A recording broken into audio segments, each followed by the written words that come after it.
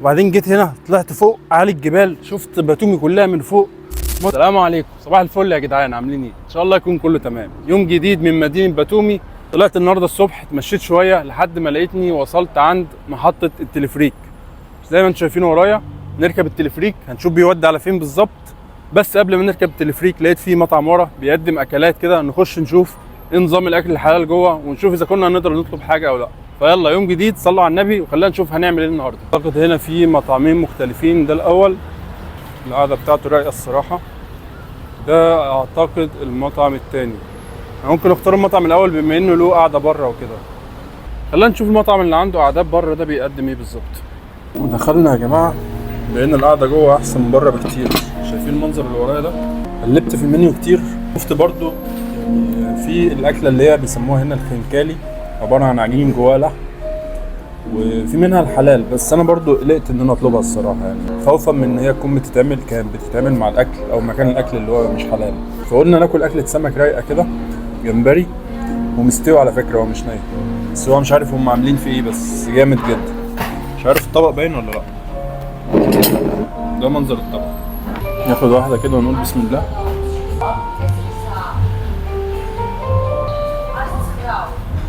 بجد جمبري له طعم مختلف جدا.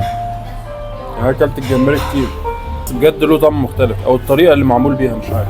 كده الاكله تستاهل. انا حاسس يا جماعه ان الموضوع اتحول من فلوج عادي لفود ريفيو، فلا انا اكمل اكلي واخلص وبعدين نكمل رحلتنا. خلصنا يا جماعه. اكله الجمبري الجامده جدا دي ادت للواحد طاقه ان هو يتحرك كده.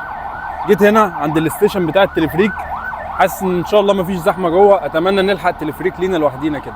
قلت لكم انا فيديو قبل كده عن الكارت اللي هو بتاع المواصلات ده، اعتقد ان هو هنستخدمه برده هنا في التلفريك. انا جربت استخدمه النهارده في باص هنا وشغال عادي يعني، فعملت لكم فيديو عنه قبل كده. لو ما اتفرجتش عليه روحوا اتفرجوا عليه ضروري. الموضوع طلع مختلف يا جماعه، وما بيستخدموش الكارت اللي جوه ده. طلع هنا بتذكره وغاليه شويه، 30 لاري ذهاب وعوده.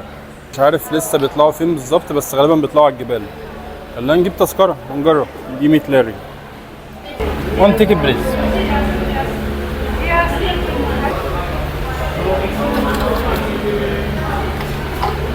Thank you. فكان ما قطعت التذكره هنا يا جماعه، معدي على الناس اللي بيصوروا دول، قالوا لي تعالى تصور، فبحسبه بالفلوس او حاجه، فطلع اي حد معاه تذكره بيتصور على الخلفيه الخضراء دي. قال لي ما تطلع فوق هنوريك الصور، لسه هنفهم الموضوع.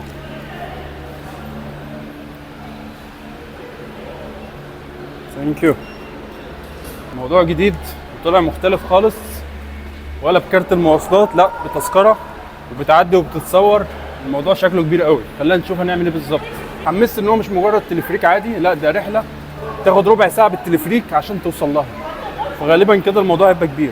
برده ما سالتش، برده كنت ماشي كده على الله، لقيت الحوار ده قلت يلا نجرب ايه المشكله. واحد طالع، استنى اللي بعده. ده جروب مع بعض، اتمنى يركبوا تلفريك واحد، نركب احنا واحد لوحدينا. الجروب اللي مع بعض طلع، مفيش حد واقف غير انا دلوقتي. نبص على السلم لو في حد طالع. لحد دلوقتي مفيش حد طالع. اتمنى ما حدش يطلع لحد ما يجي التلفريك واركبه وامشي. التلفريك لوحدي كده ونعيش الجو بقى. واحد جاي اهو، واحد جاي ورايا ومفيش حد جاي لسه. بسرعه بسرعه قبل ما حد ما يجي. يلا يا عم اتكل على الله، ما حدش جاي. اللحظات الحرجه، حد هيجي ولا لا؟ اخيرا يا جماعه اتحركنا. مشيت بالتلفريك لوحدي، ده حظ الجامد ده. بس هو اليوم بدأ خلاص كده، اليوم وجماله بدأ. اعلى بكتير من التلفريك اللي انا ركبته في تبليس، حاسس المسافه اعلى. حرفيا انت ممكن من هنا تشوف باتومي من فوق عامله ازاي. منظر جميل سبحان الله. الشارع ده انا كنت ماشي فيه، تحسه شارع شعبي شويه، الناس فرشه تحت زي اسواق ملابس مش عارف ايه. مشيت في المنطقه دي كلها، استكشفت المنطقه. بصوا اتحركنا قد ايه لحد من هناك الستيشن. اتحركنا كل ده ولسه مكملين. ده شكل باتومي يا جماعه من فوق، منظر جامد جدا. اعتقد يا جماعه مفيش مفهوم للروقان اكتر من كده.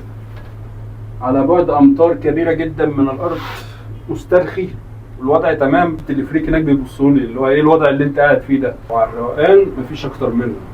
التلفريك مليان متروس وانا قاعد لوحدي. باشا باشا باشا. يلا مع السلامه، مع السلامه. ده منظر الجبل اللي احنا قربنا عليه. سبحان الله والله يا جماعه، الطبيعه الجميله دي وعلى شكل الشجر والخضره والجبال، سبحان الله. ايه المنظر ده؟ منظر خرافي بجد. اعتقد كده بنوصل وهنشوف الدنيا وهنشوف باتومي من اعلى اعالي الجبال. هتشوف المنظر عامل ازاي، هتشوف الطبيعه، هنشوف الجو. انا حاسس ان احنا لسه هنكمل كمان بعد الموضوع ده. لا خلاص ده اخر حاجه. حسيت ان لسه في مشي تاني وفي حوارات، بس تمام قوي، تمام قوي قوي. انا متكيف جدا لحد دلوقتي. اليوم بادئ بدايه جميله. تمام تمام. هنا بنوصل، هنا بنوصل. يلا بينا. نزلنا يا جماعه. غالبا ممكن ناخد صورتنا من هنا. يس يس this me. Okay. If you like, we can print like this. This costs 35 lari. Okay. Also, we have magnet frame, 50 lari. If you buy this, any of these, I'll picture WhatsApp free. Send WhatsApp. What? WhatsApp. If you buy WhatsApp. If I didn't buy. If you don't buy, no WhatsApp. طلعوا بيشغلوا دماغهم. انا اصلا بصيت على الصوره بتاعت لقيت شكلها وحش قوي. لازم تدفع فلوس عشان نطبع لك الصوره وكمان هنبعتها لك على الواتساب. وهنبعتها لك على الواتساب مجاني. فقلت له خلاص ابعتها لي على الواتساب، مش عايز تطبع يعني. قال لي لا، لازم تشتري حاجه او لازم تدفع ان هي حق الطباعه عشان نطبعها لك، عشان نبعتها لك. فقلت له لا خليها لك، هي الصوره زي النيله اصلا. هسيبكم بقى من الهري ده كله. وصلنا المكان جامد قوي. المنظر من فوق عامل ازاي؟ عارفين انتوا المنطقه دي؟ فسحتكم انا امبارح في المكان ده. مظبوط؟ مظبوط ولا مش مظبوط؟ للاسف هي نوعا ما محبطه ليا شويه برضو. ما طلعناش على الجبل فعلا زي ما كنت فاكر، اللي هو هطلع الجبل واتمشى. بس بتيجي هنا في الممشى دوت او في المنطقه دي عشان تتفرج على المكان من فوق. اوبا لا لا لا، انا فاهم غلط، انا فاهم غلط. يعني ممكن ننزل من هنا ونشوف الجبل. فكرت ان هو بس كده هتفرج من هنا وخلصت. لا، ده الموضوع يبقى هنزل اتخانق معاهم. بس لا، طلع هننزل وممكن نشوف الجبل. فقشطه يعني.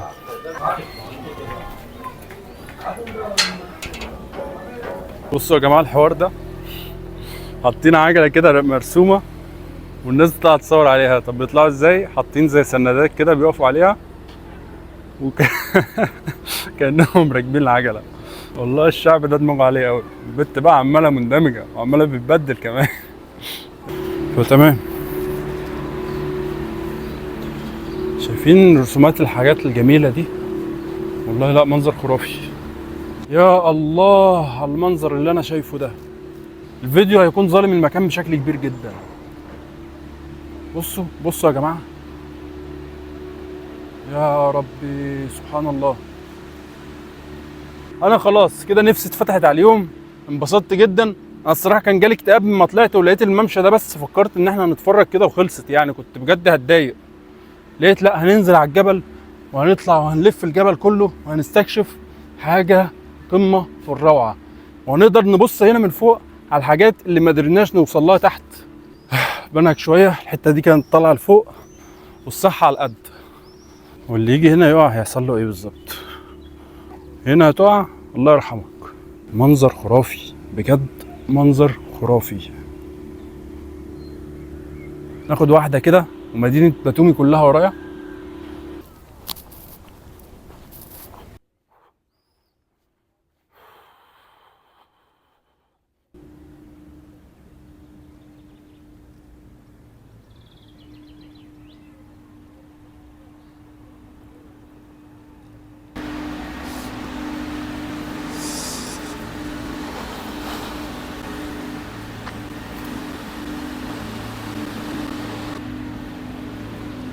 خدت شويه صور جامده جدا هنا هبقى اوريها لكم. بدأنا اليوم بتاعنا. مشيت انا مع نفسي شويه حلوين، وبعدين كلت اكل الجمبري رايقه، وبعدين جيت هنا طلعت فوق اعالي الجبال، شفت باتومي كلها من فوق. منظر بجد خرافي. ناقصنا في اليوم عشان يكمل كوبايه قهوه كده في السريع تظبط الدماغ وكده الدنيا تمام. خليكم معايا. لقيت هنا الاسعار سياحيه شويه. نجيب ميه بس. ثانك يو. هنا بالمايه بس. الاسعار هنا سياحيه شويتين ثلاثه. الهوت شوكليت بجيبه من تحت 1 لاري من المكنه اللي عملت لكم فيديو عليها، اكيد شفتوه. سعره هنا 15 لاري، يعني 15 ضعف سعر الحاجه. اكتفينا بالميه بس. سعرها هنا 2.5 لاري، مع ان سعرها تحت 1 لاري بس قلنا عشان عطشانين بس. يا جماعه زهقتوا ولا لسه؟ اعتقد لسه، يعني الدنيا لطيفه لحد دلوقتي الحمد لله. نزلنا وركبنا التلفريك، كان معايا عوائل ما حبيتش اصور عشان الوضع ما يكونش مش مريح بالنسبه لهم، فنزلنا الحمد لله. وصلت اتمشيت شويه وجيت تاني عند البرج اللي هو بتاع الحروف ده. نطلع فوق نشوف بيطلعوا ازاي، نشرب لنا كده كوبايه قهوه رايقه، غالبا ممكن تبقى بنفس الاسعار السياحيه اللي احنا شفناها في الجبل، بس مش مهم، بنخوض التجربه وبنستكشف. واستمتعوا معايا. هير طلع بتيكت 20 لاري، فهنطلع ونشوف ونستكشف المكان. خليكم معايا. منظر غريب شايفينه. خلاص الاسانسير نازل من فوق، هنركب ونطلع فوق ونشوف الاسعار فوق عامله ازاي، الدنيا عامله ازاي فوق. جامد.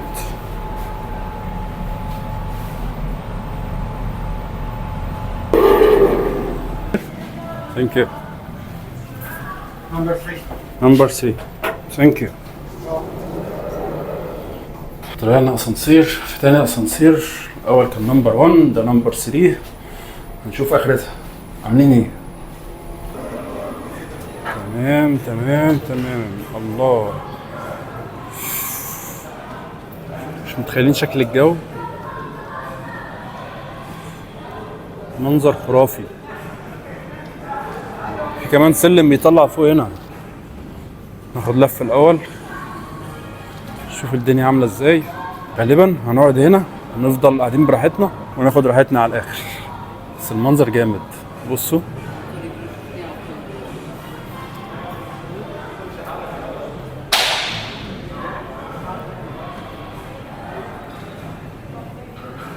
ممكن نطلب لنا اي حاجه بقى كده، ناخد اللفه كامله. وانا مش لسه كنت عندك دلوقتي هنا تاخد صوره ب5 لاري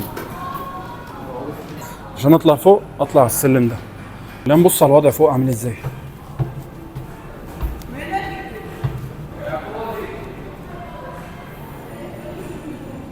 مفيش اي حاجه هنا، بس ممكن تقدر تقعد هنا عادي.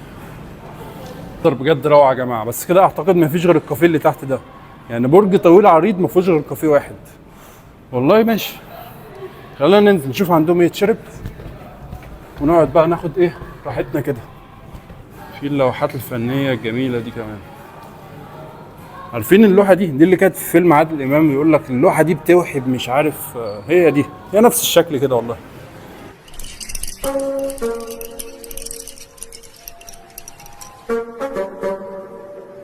الغريب ده الاخر استقرينا نجيب كابتشينو، سعره 10 لاري. مش عارف ليه دايما بحس بصعوبه وانا بقول لاري، يعني لازم اخد راحتي في الكلام هنا. طبعا دي كلها مشروبات، يعني انت تبص سعر الكابتشينو وتبص هنا الاسعار، دي كلها مشروبات كحوليه في متناول الايدي جدا، فحاجه مش كويسه يعني. ربنا يعافينا يا رب من الحاجات دي.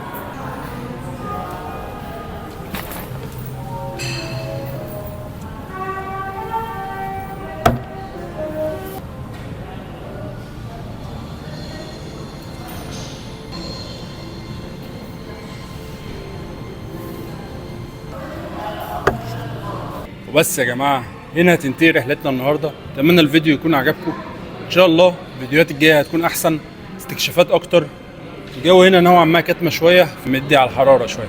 اتمنى تكونوا اتبسطتوا معايا بالاستكشاف والمغامره اللي احنا عدينا بيهم. مبسوط جدا لو اديتوني رايكم في التعليقات، اديتوني لايك، كومنت، سبسكرايب، فولو، كل الحاجات دي بتفرق معايا كتير. استنوا مني الفيديو الجاي، اشوفكم على خير.